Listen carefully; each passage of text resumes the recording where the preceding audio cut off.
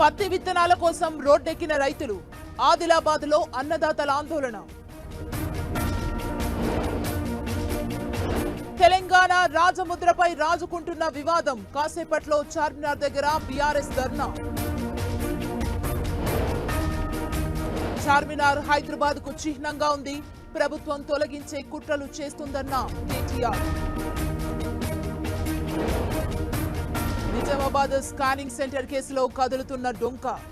మరో ఆసుపత్రిలోనూ మహిళల ఫోటోలు తీసి blackmail.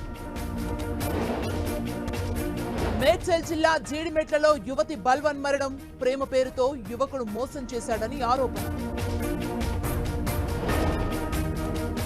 Chandragiri DSP Yashwant Raj Kumar suspension. విధుల పట్ల నిర్లక్ష్యంగా ఉన్నారని చర్యలు. ఢిల్లీలో తాగునీటి కష్టాలు, నీళ్ల కోసం ఎగబడుతున్న జనం.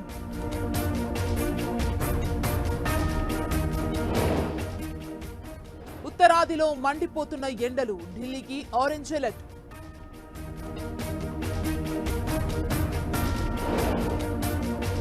నేడు కేరళ తీరాన్ని తాకనున్న నైరుతి రుతుపవనాలు. 3-4 రోజుల్లో ఏపీలోకి ప్రవేశం. 3 రోజుల తర్వాత దిగొచ్చిన బంగారం, వెండి ధరలు. 10 గ్రాముల ప్యూర్ గోల్డ్ 72,760.